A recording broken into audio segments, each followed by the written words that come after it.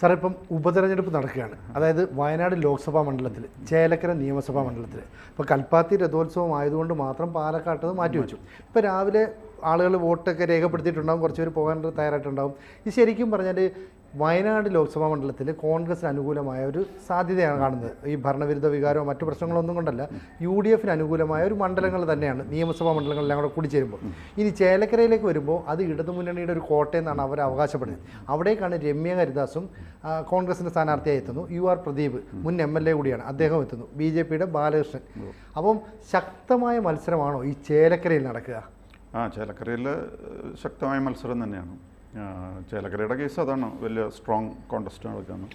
പിന്നെ വയനാട് ഒരു ഫോർഗോൺ കൺക്ലൂഷനാണ്. അതായത് കോൺഗ്രസ്സുകാർക്കറിയാം, എല്ലാവർക്കും അറിയാം അവിടെ ജയിക്കാൻ പോണത് പ്രിയങ്ക ഗാന്ധിയാണെന്നുള്ള കാര്യത്തിൽ ആർക്കും വലിയ സംശയമൊന്നുമില്ല.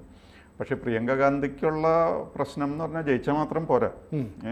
കാരണം കോൺഗ്രസിൻ്റെ ഒരു രാജകുമാരിയായിട്ട് കിരീടധാരണം നടക്കുന്ന സമയമാണ്.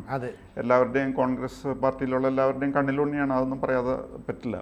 അത്രയധികം അംഗീകാരം ഉള്ളൊരു വ്യക്തിയാണ്. ഇന്ദിരാഗാന്ധി മരിച്ച കാലം തൊട്ട് തന്നെ പ്രിയങ്ക എന്നാ പറഞ്ഞ് പ്രിയങ്ക എന്താ വരുന്നതെന്നുള്ളൊരു ചിന്താഗതിയായിരുന്നു കോൺഗ്രസ്സുകാർക്കുണ്ടായിരുന്നത്. അപ്പോൾ അതിൻ്റെ മൂർധന്യത്തിലെത്താൻ അതിൻ്റെ ഒരു കൾമിനേഷനാണ് ഇപ്പോൾ നമ്മൾ കാണുന്നത്. അപ്പോൾ അവരുടെ വിജയത്തിൽ കവിഞ്ഞ് ചില റെക്കോർഡ്സ് സ്ഥാപിക്കേണ്ടതും കൂടി ഒരു പ്രശ്നമുണ്ട്.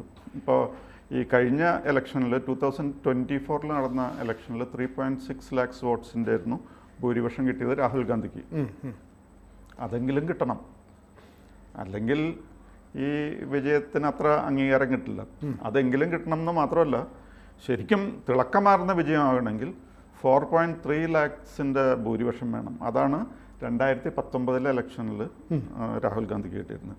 അപ്പോൾ രാഹുൽ ഗാന്ധിക്ക് 24 കിട്ടിയതിനേക്കാൾ കൂടുതൽ, അതേപോലെ 2019 കിട്ടിയതിനേക്കാൾ കൂടുതൽ ഭൂരിപക്ഷം കിട്ടിയാൽ ഈ പ്രിയങ്ക ഗാന്ധിയുടെ വിജയത്തിന് ശരിയായ തിളക്കം വരുള്ളൂ.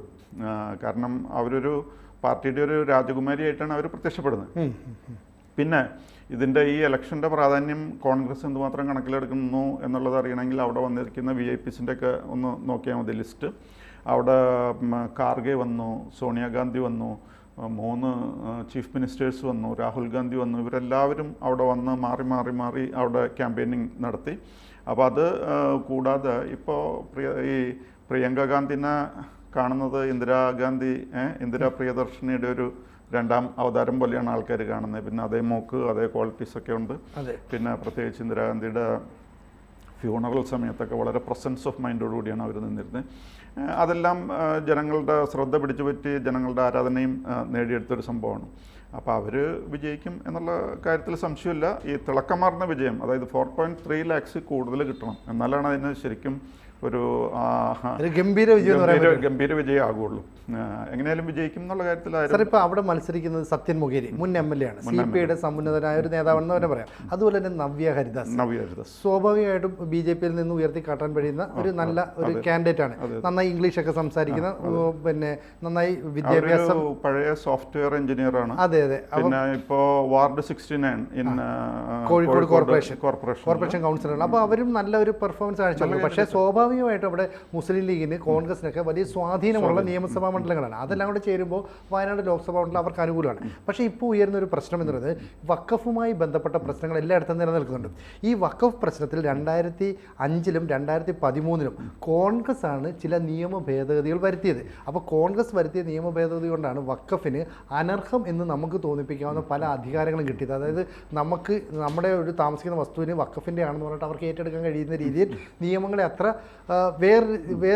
തിരിക്കാവുന്ന രീതിയിൽ കൊണ്ടുവന്നത്. അപ്പോൾ കോൺഗ്രസ് അതിനകത്ത് കുറച്ച് കള്ളക്കളി നടത്തിയിട്ടുണ്ട്.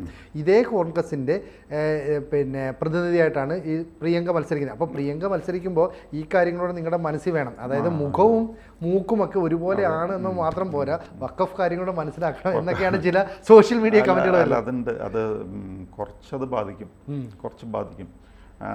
എന്തു വന്നാലും ഈ പ്രിയങ്ക ഗാന്ധിയോടുള്ള ഇഷ്ടം, ഇപ്പോൾ ഇതിൽ വഖഫിൻ്റെ പ്രശ്നത്തിൽ കുറേ അഫക്റ്റഡ് ആയിട്ടുള്ളത് ക്രിസ്ത്യൻസ് ആണല്ലോ, മറ്റുള്ളവരും അഫക്റ്റഡ് ആണ്. പക്ഷേ ക്രിസ്ത്യൻസിന് ഈ വഖഫിൻ്റെ പ്രശ്നത്തെ അതിജീവിച്ചിട്ട് ഉള്ള ഇഷ്ടം ഒരു പക്ഷേ പ്രിയങ്ക ഗാന്ധിയോടുണ്ടാകും. പക്ഷേ നമ്മൾ നേരത്തെ പറഞ്ഞത് വിജയമല്ല, തിളക്കമാർന്ന വിജയമാണ് ആവശ്യമെന്ന് പറഞ്ഞല്ലോ. ആ തിളക്കമാർന്ന വിജയത്തിലേക്കുള്ള പ്രവേശനമുണ്ടല്ലോ, അതായത് അറ്റ്ലീസ്റ്റ് 3.6 lakhs കിട്ടിയാലാണ് ഈ തവണത്തെ അതായത് രാഹുൽ ഗാന്ധിയുടെ ഭൂരിപക്ഷമാകുള്ളൂ.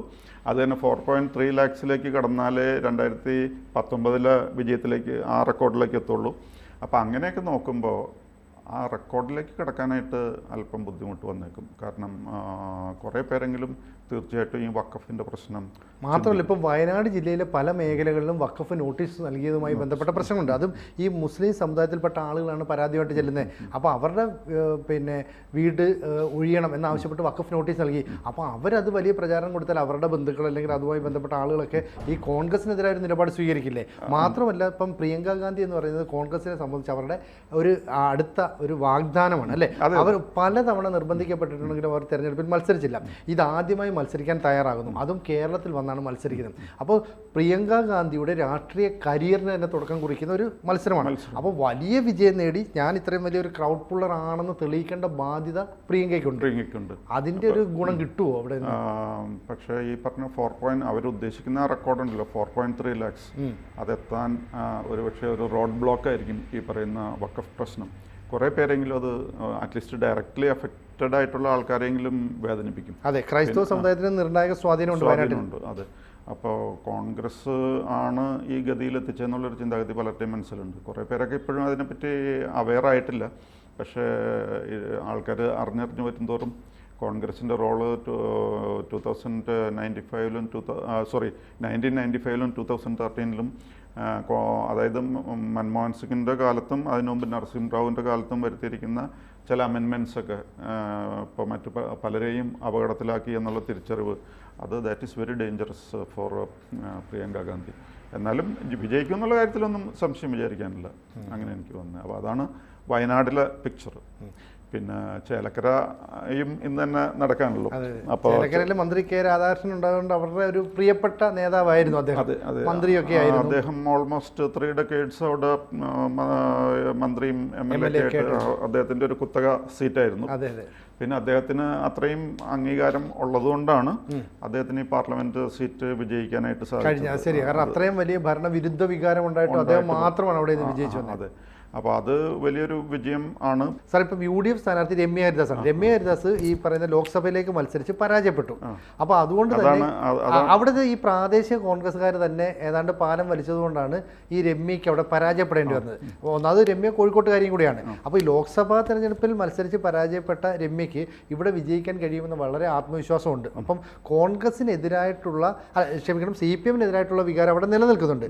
സാർ, ഇപ്പോൾ നിലവിൽ UR പ്രദീപിന് നേരത്തെ ഈ മന്ത്രി രാധാകൃഷ്ണൻ ഉണ്ടായതുപോലെ ഒരു സ്വാധീനം ഈ ചേലക്കരയിൽ ചെലുത്താൻ കഴിഞ്ഞിട്ടില്ല എന്ന് ചില പിന്നെ അല്ലേ? അത് സത്യമാണ്. അത് മാത്രമല്ല, ഈ പറഞ്ഞ നമ്മുടെ രാധാകൃഷ്ണൻ തന്നെ ആണെങ്കിലും അദ്ദേഹം അവിടെ വിജയിച്ചു, ശരിയാണ്. പക്ഷേ ഈ ചേലക്കരയിൽ അദ്ദേഹത്തിന് വളരെ വോട്ടുകൾ കുറവായിരുന്നു. തുടക്കത്തിൽ LDF വളരെ കോൺഫിഡൻസിലായിരുന്നു, ഒന്നും നോക്കാനില്ല വിജയിക്കും, കാരണം ഞങ്ങളുടെ ആൾ 25 കൊല്ലമായിട്ട് ഇവിടെ വിജയിക്കുന്നതാണെന്നുള്ള കാഴ്ചപ്പാടായിരുന്നു. പക്ഷേ അതിനുശേഷം വളരെയധികം മാറ്റം വന്നു. ഒന്നാമത്തെ ഈ UDFൻ്റെ ഭയങ്കര സ്ട്രോങ് ക്യാമ്പയിനായിരുന്നു ഈ പ്രാവശ്യം നടത്തുന്നത്. നല്ല പോലെ അവർ എല്ലാവരും കൂടി യോജിച്ച് തന്നെ പ്രവർത്തിച്ചു. പിന്നെ ഒരു ആൻറ്റി ഇൻകംബൻസി ഫാക്ടർ ഉണ്ട്. ആൻറ്റി ഇൻകംബൻസി ഫാക്ടർ എന്ന് പറഞ്ഞപ്പോൾ ഈ ഗവൺമെൻറ് 2 തവണയായി ഭരിക്കുന്നു കേരളത്തിൽ, അതൊരു ഗുണവും ചെയ്യുന്നില്ല എന്നുള്ളൊരു ഫീലിംഗ് പലർക്കും ഉണ്ട്. അപ്പോൾ അതിൻ്റെ ആൻറ്റി ഇൻകംബൻസി ഫാക്ടർ ഉണ്ട്. പിന്നെ ഞാൻ നേരത്തെ പറഞ്ഞല്ലോ, ലോക്സഭ വോട്ട് ഷെയർ വളരെയധികം അവിടെ കുറഞ്ഞിരുന്നു. അത് കോൺഗ്രസ്സിന് വളരെ ഹോപ്പ് നൽകുന്നുണ്ട്. പിന്നെ ഒരു കാര്യം, 2000-ഓളം കുടുംബയോഗങ്ങൾ സംഘടിപ്പിച്ചായിരുന്നു കോൺഗ്രസ്. 2000 ഈ കുടുംബയോഗങ്ങൾ സംഘടിപ്പിച്ചു. പിന്നെ UDF was functioning like a well oiled machinery. എണ്ണയിട്ട യന്ത്രം പോലെ വളരെ ഭംഗിയായിട്ട് അവരെല്ലാവരും പ്രവർത്തിച്ചു എന്നുള്ളതാണ് ഒരു കാര്യം. പിന്നെ ഈ LDF-നെ പറ്റി നല്ലൊരു കംപ്ലയിൻറ്റ് പറയാനുണ്ട്. ആ ഭാഗത്തുനിന്നും യാതൊരുവിധ ഡെവലപ്മെൻറ്റ് ഉണ്ടായിട്ടില്ല എന്നുള്ളൊരു കംപ്ലയിൻ്റ് അവിടെ നിലവിലുണ്ട്. പിന്നെ ഉള്ളത്, കുഴൽനാടിന് അതിനിടയ്ക്ക് ഒരു ബോംബ് പൊട്ടിച്ചായിരുന്നു. അതായത് ആകെ ഒരു SC/ST മന്ത്രി ഉണ്ടായിരുന്നതാണ്, അദ്ദേഹത്തെ ഇവിടുന്ന് ഓടിക്കാൻ വേണ്ടിയിട്ടാണ് പാർലമെൻറ്റിലേക്ക് വിട്ടതെന്ന് പറഞ്ഞാൽ അങ്ങനെ ഒരു കംപ്ലയിൻറ്റ്. അപ്പോൾ അതെല്ലാം കൂടി വന്നു കഴിഞ്ഞപ്പോൾ UDF-ന് വളരെയധികം പ്രതീക്ഷ ഏറി എന്നുള്ളതാണ് ഇപ്പോഴത്തെ അവസ്ഥ. അപ്പോൾ എന്തായാലും UDF ഒരു വിജയം അവിടെ പ്രതീക്ഷിക്കുന്നുണ്ട് ചേലക്കരയിൽ, ഒപ്പം തന്നെ വയനാട്ടിലും പ്രതീക്ഷിക്കുന്നുണ്ട്. പക്ഷേ ഈ രണ്ടിടത്തും പ്രധാനമായിട്ട് ഉയർന്നു വരുന്ന ഒരു പ്രധാന സംഭവം എന്ന് പറയുന്നത് ഈ വഖഫ് സംബന്ധിച്ച വിഷയം തന്നെ അല്ലേ? അപ്പോൾ അതുകൊണ്ട് NDAയുടെ ക്യാമ്പയിൻ അല്ലെങ്കിൽ BJPയുടെ ക്യാമ്പയിൻ അതനുസരിച്ച് അവർ ചേഞ്ച് ചെയ്തിട്ടുണ്ട് ഈ പ്രാവശ്യം. ഒന്നാമത്തെ അവരിവിടെ യാതൊരു ഡെവലപ്മെൻറ്റും ഇല്ല എന്നുള്ളത് പോയിന്റ് ഔട്ട് ചെയ്തിട്ടുണ്ട് BJP. പിന്നെ കൂട്ടത്തിൽ ബാൻ ഓൺ ഫയർ വർക്ക്സ്, ഈ വെടിക്കെട്ട് അമ്പലങ്ങളിലൊക്കെ നടത്തുന്നതിനെ പറ്റിയുള്ള കാര്യം. പിന്നെ ഓഫ് കോഴ്സ് നേരത്തെ പറഞ്ഞതുപോലെ മുനമ്പം പ്രശ്നം, ആ മുനമ്പം പ്രശ്നം അവർ വളരെയധികം ഹൈലൈറ്റ് ചെയ്യുന്നുണ്ട്. അപ്പോൾ ഇതൊക്കെ കൂടി വന്നു കഴിഞ്ഞപ്പോൾ ഇപ്പോൾ LDFന് എളുപ്പത്തിൽ വിജയിച്ച് കയറാം എന്നുള്ള ചിന്ത കംപ്ലീറ്റ് ആയിട്ട് പോയി. അവർക്ക് വിജയിക്കാൻ കഴിയുമെന്നുള്ള സംശയത്തിലാണ് ഇപ്പോൾ നിൽക്കുന്നത്. മാത്രമല്ല UDF ഈസ് അപ്ബീറ്റ്, അവർ നല്ല ആവേശത്തിലാണ് ഇപ്പോൾ നിലനിൽക്കുന്നത്. അതാണ് ഇപ്പോഴത്തെ ചേലക്കരയിലെ അവസ്ഥ. ചേലക്കര എന്ന് പറഞ്ഞാൽ പ്രവചനാതീതമായ ഒരു മേഖല അല്ലെ, ഒരു മത്സരത്തിലേക്ക് പോകുന്നുണ്ട്. അപ്പോൾ എന്തായാലും സംഭവിക്കുക എന്നുള്ളത് നമുക്ക് കാത്തിരിക്കാം. വയനാട് ഏതാണ്ട് UDF പ്രതീക്ഷിക്കുന്നുണ്ട്. പക്ഷേ ഈ വഖഫുമായി ബന്ധപ്പെട്ട് അവർക്ക് എത്രത്തോളം ഒരു തിരിച്ചടി കിട്ടുമെന്നുള്ളത് നമുക്ക് കാത്തിരുന്ന കാണാണ്. തിളക്കം കുറയുമെന്നുള്ളത്. അപ്പോൾ പ്രിയങ്ക ഗാന്ധിക്ക് തിളക്കം കുറഞ്ഞാൽ അത് രാജ്യത്തൊട്ടാകെ കോൺഗ്രസിനുണ്ടാകുന്ന ഒരു മങ്ങൽ കൂടിയായിട്ട് മാറും അല്ലേ? എന്തായാലും നമുക്ക് കാത്തിരിക്കാം. കൂടുതൽ വാർത്തകളും വിശേഷങ്ങളും നിങ്ങളിലേക്ക് എത്താൻ ABC മലയാളം സബ്സ്ക്രൈബ് ചെയ്യുക, ബെൽ ബട്ടണും അമർത്തുക.